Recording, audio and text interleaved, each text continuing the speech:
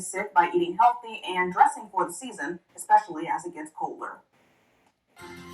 And new at 11, Santa is not the only one getting dozens of cookies this Christmas. Students at Beaverton Elementary are showing their appreciation for the Kettering Police Department with 160 cookies. The kids wrote a note that said, "Thank you for keeping us safe. Here is a sweet treat from us to you." And tonight, there's a new push to save the pool at Coney Island. Last week, News Center 7 reported the Sunlight Pool and Moonlight Gardens will permanently close to make way for a new music venue. Now there are two online petitions, one with more than 600 signatures and another with 16,000 to save them. Our news partners WCPO in Cincinnati talked with people who are sharing their memories of the pool. I came out here every summer since I've been 3 years old. And I'm 88 years old now. On a Sunday afternoon, they would have music. And all the older people would congregate there on the patio, and we would dance up a storm. The Cincinnati Preservation Association denounced the sale of Coney Island. It said the sale showed a disregard for the important history Coney Island represents to the community, state, and the nation. And the Montgomery County Prosecutor's Office wants to make sure you get home safe this holiday weekend. Through 6 Tuesday morning, Arrive Safe will offer drivers a $25 voucher for a free Uber ride. Montgomery County Prosecutor Matt Heck said over the Thanksgiving holiday, almost 1,700 Montgomery County residents took part in Arrive Safe. That's the most rides they've ever given in a single holiday. So far, we've given almost 12,000 free rides home since I started this project. And Arrive Safe will also be available for the new year. It will start at 6 p.m. Saturday, December 30th, and will run through 6 a.m. January 2nd.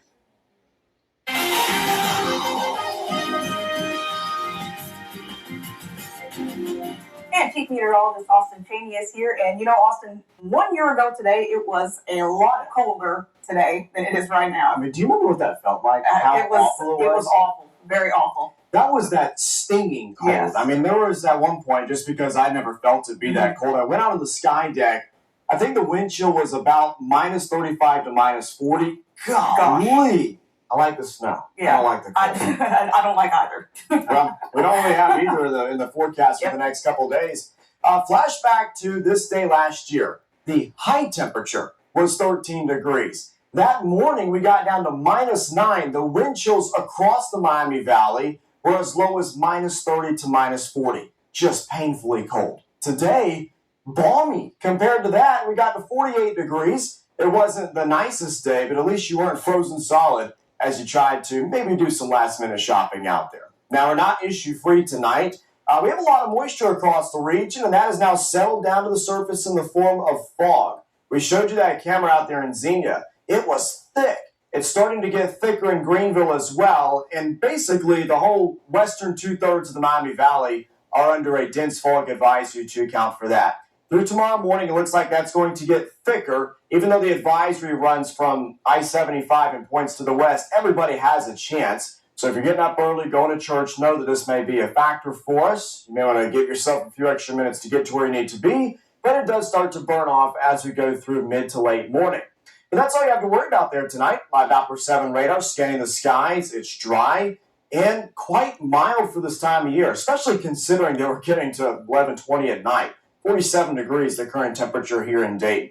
Let's break down tomorrow on Skycast. We're going to start out kind of gray and dreary like we are right now, but changes occur. As we go into the afternoon, it looks like we start to see some small breaks in the clouds. I think we'll see some peaks of sunshine tomorrow, especially late in the day, and that helps us to warm up. We're forecasting high temperatures in the upper 50s tomorrow, nearly 17 to 18 degrees above normal for this time of year. Enjoy. We'll probably pay for it at some point. As we look at your Christmas Day, forecast goes downhill again a bit. Those clouds that we may briefly get rid of late tomorrow, they come right back. And by midday on Christmas Day, we're tracking showers, and it looks to stay pretty rainy and breezy right into Monday evening.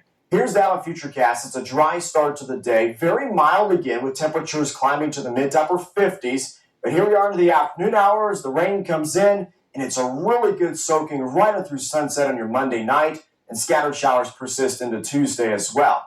Now, the temperatures are going to stay mild in the upper 50s for a couple days, but then they drop come Thursday and Friday, and that's when things get a little interesting. There's the chance of some scattered rain-snow mix showers on Thursday, and if we still have moisture around on Friday, it could come down in the form of some snow flurries. We'll be tracking it carefully for you over the next 7 days. For now, the Storm Center 7-day forecast shows tomorrow a mostly cloudy day, but some breaks in the clouds during the late afternoon, high 58. Rainy Monday, showers Tuesday. Wednesday's dry for the most part. In comes a little rain snow mix on Thursday with some snow flurries on Friday. And once the cold gets here by late next week, it looks to stay here for quite a while. That's alarming. Customers concerned after a woman found a crack pipe in her McDonald's food bag. Why the restaurant was able to reopen after that.